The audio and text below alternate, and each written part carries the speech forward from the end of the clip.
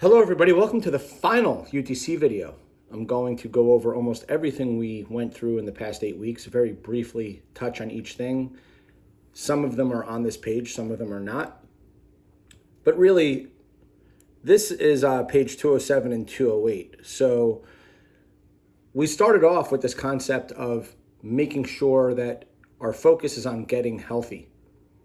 And a lot of people will complain about issues in terms of health or weight loss, and they don't understand why they're actually not losing weight, or why it's such a struggle to lose weight, or why they lose weight and put it back on, because they're not asking a better, more penetrating, more obvious question. Right now, that obviousness requires some vigilance to get to the proper answer, right? But as soon as you recognize that these things make sense, you go, oh my God, I knew something was awry.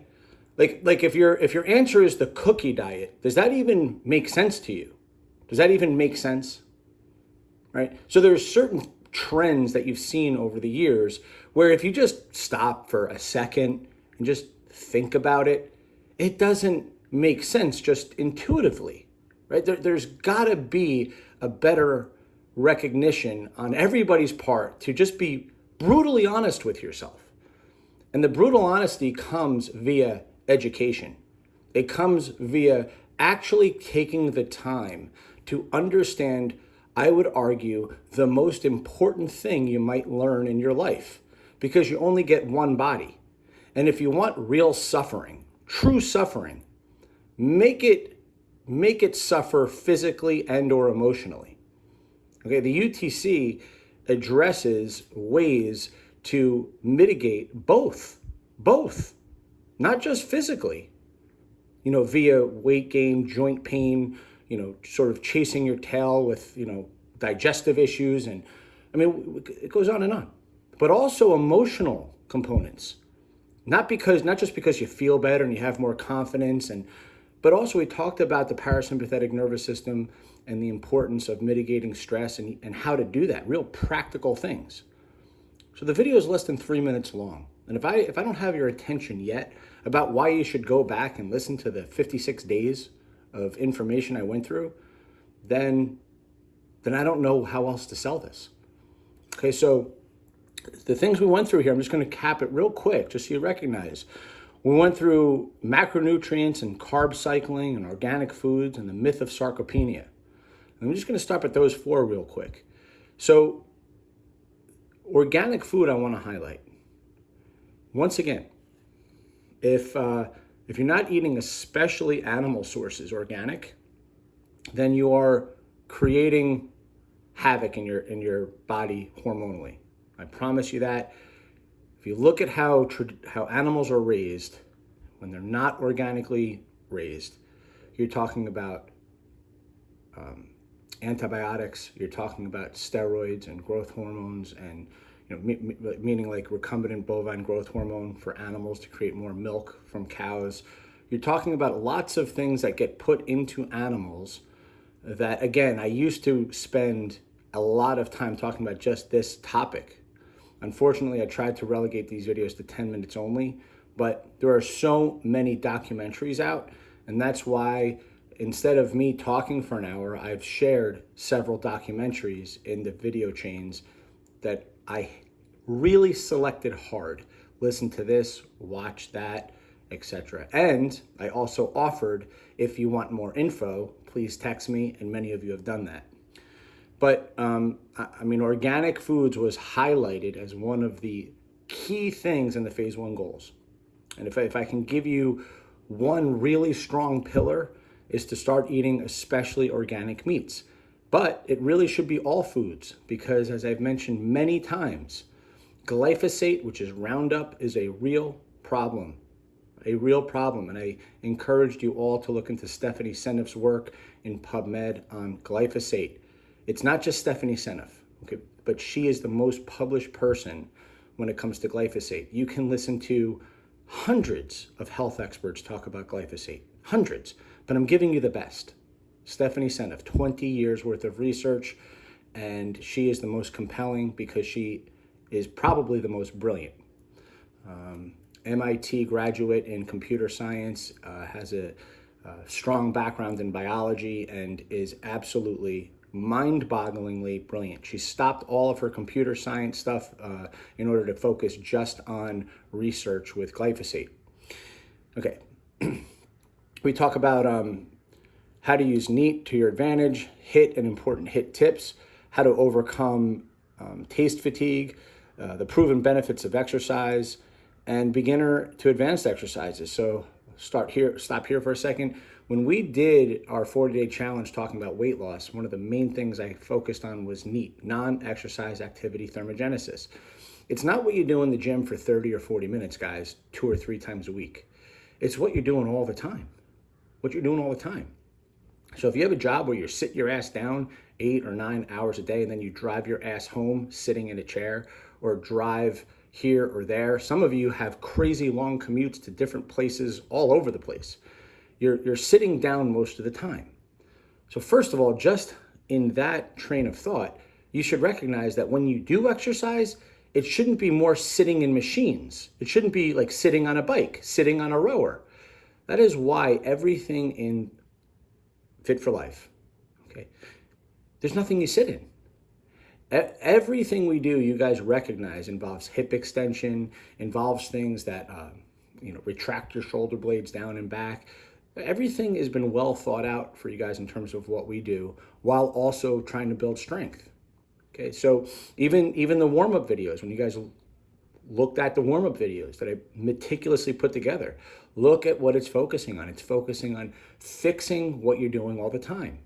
Most of you are sitting all the time, poor breathing patterns all the time.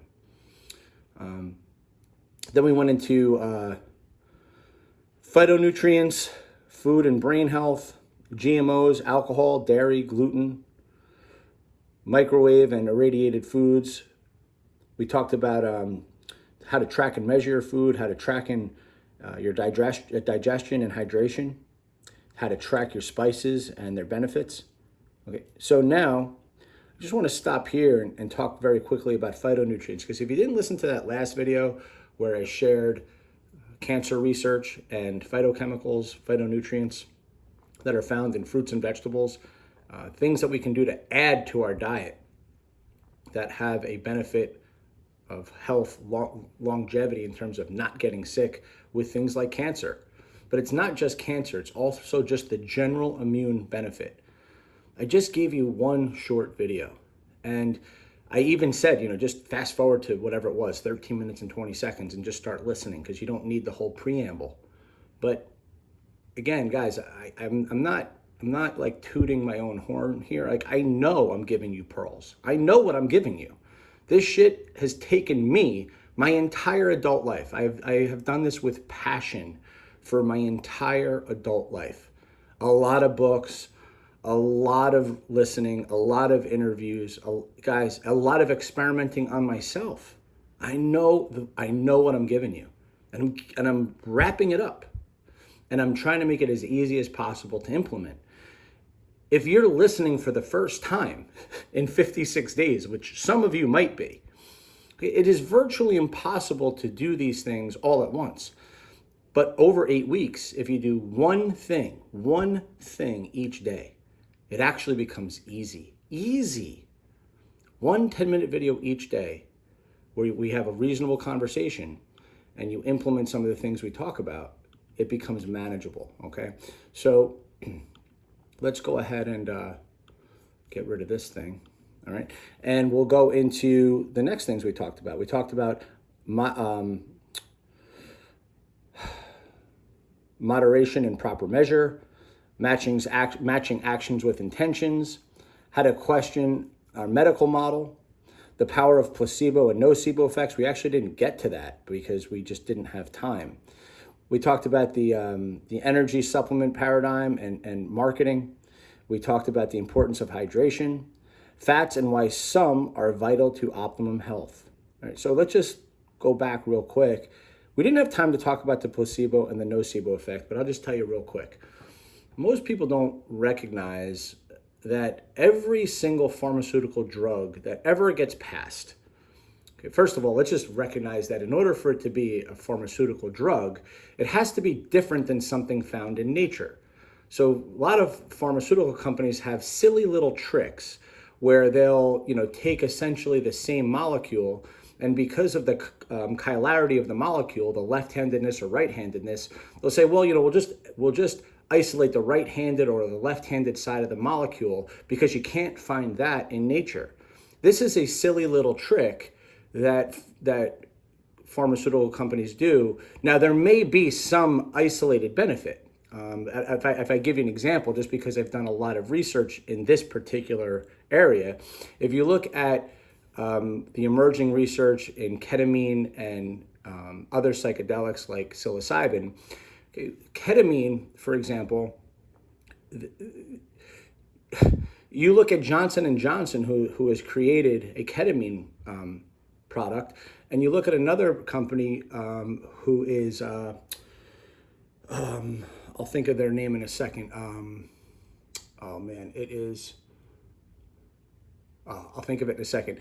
But essentially, the only difference in the molecule is they just isolated the chilarity of one of the molecules, separate from what Johnson & Johnson did. How do I know that? Because I spoke directly to the company, because I've invested in these companies. Now, we do the same thing in nature, and that's why I encouraged you guys to look into this when we talked about phytochemicals. So you can't isolate the things that are in strawberries and say, oh, we have a new pharmaceutical for cancer, because it's found naturally in strawberries. You have to do something special. And what I shared with you guys was that there are people now in cancer research who are realizing more and more. And one of them I shared with you guys in the phase 1 opening seminar outside, that he stopped doing his research in cancer and just started looking at foods because he realized how abundant these chemicals are in regular food. This should cause you pause and make you say, what am I missing out on? Because it's not, and then ask the better question, right? So if we can add things to our diet to make us healthier, fruits and vegetables, the obvious thing should be, what can we take out? What can we take out? Which of course has been the entire UTC, talking about linoleic acids, talking about sugars, especially high fructose corn syrups, talking about increasing fiber, talking about increasing protein, talking about making sure you're hydrated. All these things that we've talked about, guys, is going to map onto less inflammation, meaning less joint pain, better digestion, more mental clarity. The weight loss is a side effect. That's the key, guys. It's a side effect of living a lifestyle. It's a side effect. It's actually hard to be fat. Hard to be fat. And many of you are getting it. Many of you have gotten it. Many of you have gotten it for years. Many of you, this is your 10th, 15th UTC. And you recognize, holy shit, I can eat a lot of food and not feel hungry. And I can eat a large array of different foods and not be hungry. And once in a while, I can have a cheat meal and not get fat. That's what it's all about, guys. That's what it's all about. Because the secret is recognizing that discipline is freedom, right? Discipline is freedom. Having a certain amount of discipline maps onto a tremendous amount of freedom in your life. So we went further. Let's just keep going here. Let me go back, to the placebo, nocebo, because I didn't finish that point. So just go once again to the pharmaceuticals. So all these pharmaceutical industries now have to match a placebo to the drug they're testing to see if there's a difference. And what I want you guys to recognize is that, and you can look into this yourself, is that nearly a third, no matter what it is, nearly a third of the time, people respond to a placebo. Meaning, whatever the medication is that's supposed to do what it does, for some reason the placebo, which is just a sugar pill, does the same thing. Now that should also cause you pause and ask yourself, what's happening here? What it means is that a belief matters. A belief in what you're doing matters. A belief in what you're doing matters. See, that's why when I do the UTC and when I work with people and when I present things, right? I want you to believe in me. So why? What is it that why should you believe in me? Well, because I try to bring forth evidence. So believing in me and the system when you start really matters. Really matters. But I try to back it up with actual what's called logic and reason. Okay, and then what happens is if you watch your mind, many people will start to sabotage their success in interesting ways, in very interesting ways. And instead of finding out, how that's happening and why that's happening, they continue to slide down a path of, bad behaviors, and then they just lose interest, right? They'll stop interacting. Everybody's got to be ready for a change. And what really matters, guys, this is the takeaway, is that you have to get very interested in why you fail. Very interested in why you fail. Because it's not you that's failing. That's the thing. It's not you that's failing. Okay? It is not you. Whatever you think you are, whatever it is in your brain when you say me, re-look at that. Re-look at that. This is just a cluster of behaviors in a brain. These are just neurons firing that are making you behave a certain way. That is not who you are. Okay. You are a consciousness that's aware of these neurons. And unfortunately, many people do what? Instead of believing in what I just said, the power of a belief in a placebo, right? The power of a belief in a placebo has an actual effect. There's no scientific reason for it. In the same way, you allowed those neurons that are firing the same way your whole life to lead you down a path of failure instead of becoming very interested in what's actually happening. So again, guys, it's never too late to actually use this information, but it has to be step by step by step. Step by step, each day, little steps, little steps. So we talked about, why we really are what we eat, right? We are food. We become food. When we eat food, that's what builds our bodies. That's what builds our cells. So we don't want to become a fortress of Oreos. How and why we must re-enter the Garden of Eden. So I gave that whole analogy about the Garden of Eden and how things used to be. It was a very long little story there that I hope you guys derived some knowledge from. We gave you guys restaurant tips to keep you on track. We gave you a bunch of recipes. Why we want to balance our omega-6s and our omega-3s, and we talked a lot about linoleic acids. We talked a lot about why fats are vital for optimum health. We don't want low fat, we want the right fats. We talked about the truth and consequences in our food industry, meaning what's actually going on in our food industry. We talked about the evolution of our food and our health via talking about the food industry and how things have changed so dramatically in just the past 100 years. There's something going on. And the story lies within the history of the food industry, which we talked a lot about. We talked about the stress response and the effect of our environment on our hormone levels. So if we want to feel a certain way and if we want to look a certain way, hormones is where it's at. We really have to recognize that hormones really, really matter. Really, really matter. We talked about Joe Rolino and worthy archetypes and sarcopenia, right? And how we can really still be strong at any age. I told you guys that at his 100th birthday, Joe took a quarter and bent it at a 45-degree angle. And this is a person that was about 5'6", 120 pounds. Right? There's similar stories of people, men in their 90-year-old men, not big guys, 5'10", 160 pounds, rip a phone book in half at their 90th birthday. These stories are abundant. These are not big, strong men. Strength is a skill. You don't need to become weak as you get older. We talked about common UTC mistakes and time management and food shopping and Talked a lot about heart health, I gave you guys a lot of information on the gut microbiome and the before breathing methods and the benefits of meditation. I talked about resistant starches and the law of cure and the SAID principle. Went a lot into the 5 usual suspects, because there's a lot of information. I mean, even just those 5 usual suspects, that is the culmination of, like, if I could put together a cliff notes of everything that I've learned in training my entire life, I mean, you don't understand what you're getting there in those 5 usual suspects. I'm telling you. But how many people will actually get it?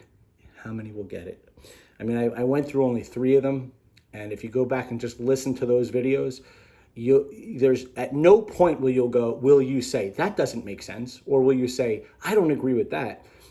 I'm just talking logic and reason. It's up to you to implement these things. And none of it is really that hard. None of it's really that hard. So guys, just rethink this. Start off with, rule number 1. If it's in your home, you're going to eat it. Public enemy number 1, sugar. Start there. Go back, revisit the UTC phase 1 goals. And guys, get to work. Get to work. It's never too late. Those of you that have transformed your bodies, and there are many of you, congratulations. It's inspiring. And I know that you've put a dent not only in yourselves, but in your family and your friends. And you've inspired them. And that's what it's all about. That's really what it's all about. That's why I do this. It's not about one person. It's about creating a chain reaction of events in a society that desperately needs it. All right, guys, have a great rest of the day, and thank you for your participation.